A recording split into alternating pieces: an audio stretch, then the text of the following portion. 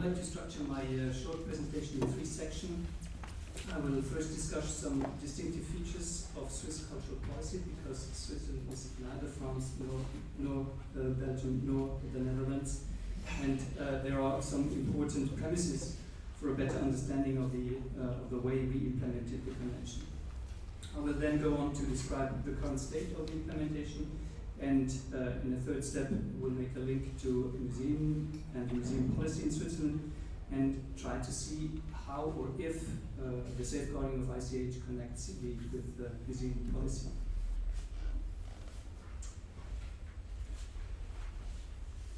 The political framework which governs our activities. I would like to start with this slide. When it comes to culture and cultural promotion in Switzerland, there are three key words to remember, which is federalism, subsidiarity, and civil society. Switzerland is, historically speaking, an alliance of sovereign small states called cantons, which have agreed to cooperate and delegate certain responsibilities to a central state, such as defense, economy, or border control. And the cantons jealously guarded their sovereignty and their powers in many areas, including taxation, education, health, social affairs, and culture. The country is also characterized by smallest geographical areas and a great linguistic, cultural, and religious diversity.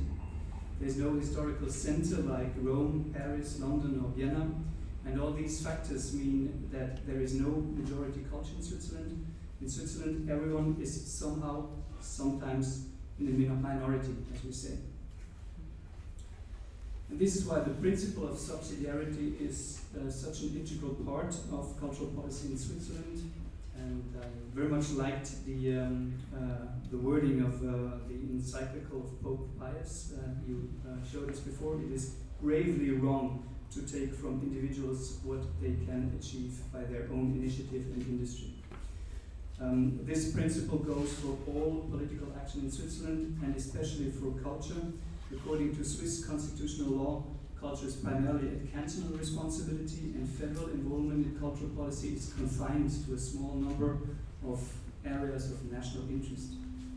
This fact is reflected indeed in the cultural expenditure of the various levels of governments. The Confederation contributes with roughly 10% to public expenditure on culture, the cantons with 40%, and the cities and municipalities with 50%.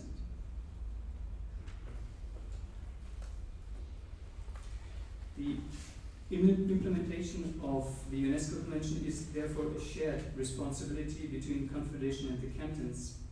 The lead lies clearly with the Confederation, since it's about an international treaty. However, the Confederation has no authority whatsoever to issue directives to the cantons, nor can it provide the cantons with financial support for their measures. And the instruments of the Confederation are merely agenda setting, good examples, good practice, and the power of persuasion. Like many other signatory states, Switzerland has a little bit struggled with the issue of how to safeguard the intangible. Luckily, the convention helps the authorities by working with a very broad concept of safeguarding. We heard by Yue Shen this morning that the convention proposes a wide range of measures which states bodies could adopt. And these measures, I would like to stress here, these measures do not target intangible heritage directly. Instead, they are designed so as to create favorable conditions for the viability.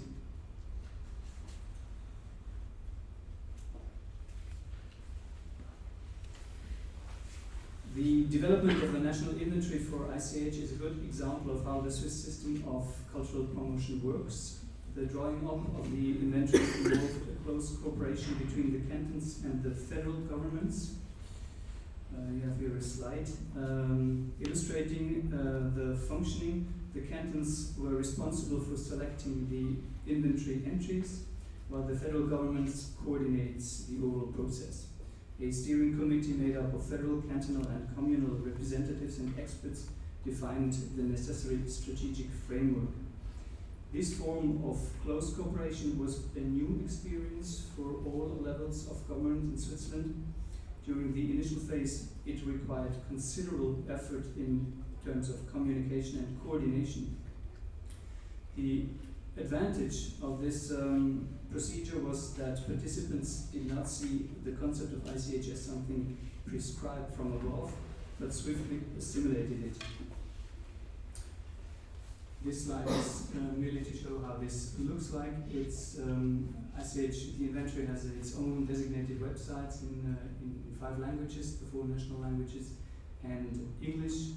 It contains much information in texts, audio files, video files, and photos.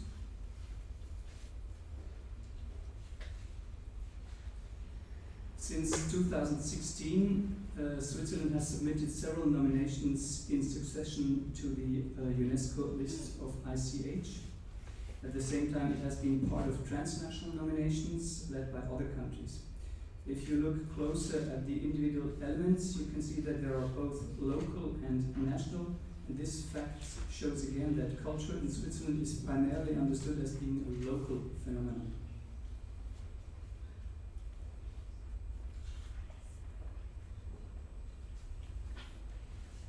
A common understanding in Switzerland is that the inventories, either national or international, are not an end in itself.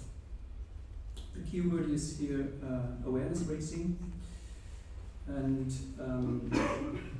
unlike Mark Jacob, I do not see a fundamental contradiction between lists and safeguarding, because those lists help us talk about ICH, and this helps to raise the awareness of the public as to the importance of this heritage and the need to safeguard it.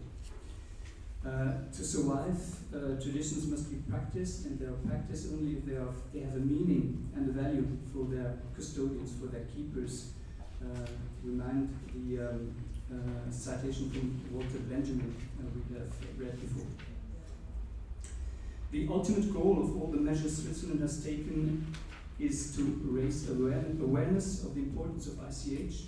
We try to encourage related sectors, arts and crafts, nature parks, tourism, cultural associations to take an interest in living traditions and the realization of the UNESCO Convention goals. In doing so, we hope that safeguarding ICH becomes an enduring concern in Switzerland. And this is reflected by the list of projects I showed here. What does it have to do with the museums? Again, I would like to make a brief introduction in the museum landscape in Switzerland. Switzerland has over 1,100 museums. This is not a joke. But it's the result of our last survey we did, so 1,111 museums. In every 4th Swiss municipality there is at least one museum, and the range of themes is very wide.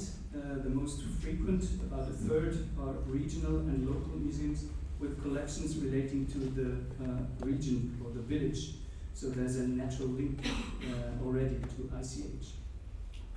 Most of those museums, 3/4, are organized under private law as associations or foundations, and public museums only account for roughly 30% of all museums in Switzerland.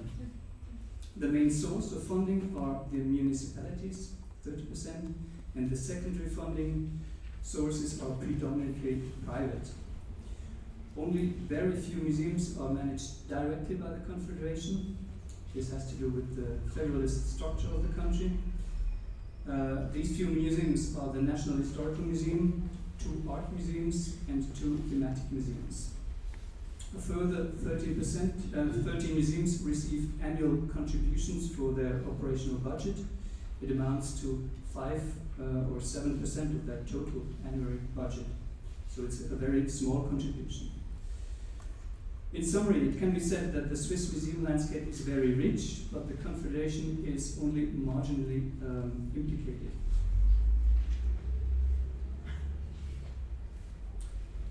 Museums, in their capacity as brokers and mediators, as amplifiers and multipliers, have certainly a key role to play in the preservation of intangible cultural heritage.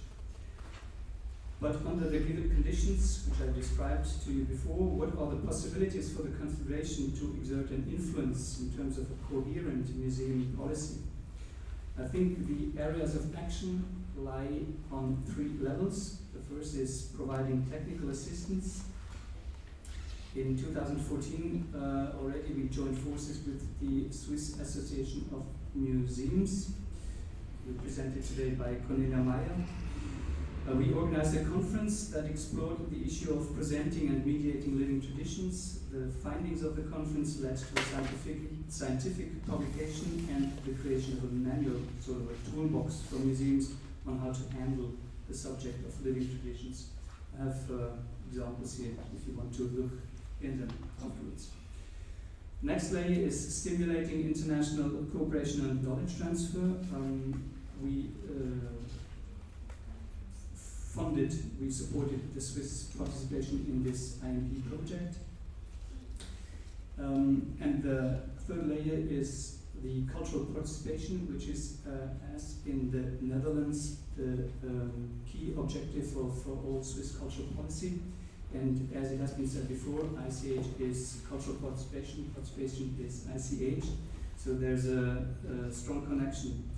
The 13 state-funded museums have all the obligation to foster the active and passive participation of a wide population, and this helps the museum to embrace the topic of ICH as a community-based heritage and also allows practitioners to get in contact with those museums. Some final remarks. The UNESCO Convention has led to a real paradigm shift in cultural policy in Switzerland. There's now a general recognition that living traditions shape our cultural identity just as much as our tangible heritage. The implementation was certainly complicated, but in due respect for our federalist system, which can be considered itself to be an element of ICH. We observe that the convention serves as a motor of numerous initiatives taken by a variety of persons in very different contexts, and it would be fair to say that Switzerland has achieved the primary aim of the convention, which is raising awareness of the importance of intangible cultural heritage. ICH is now truly on Switzerland's cultural policy agenda. With this in mind and with a view to the future, what are the next topics we try to tackle? First question, in view of the next financing period, which in Switzerland is 2021 to 2024, is there a need for a better legal anchoring of the topic in the federal government's cultural funding? First question. Second question, does it make sense for the Confederation to directly support the preservation measures for individual elements of the ICH? In Switzerland, all support is indirect, as it has been said before. And thirdly, can the topic of ICH be considered in the next call for proposals for federal contributions to museums? Thank you.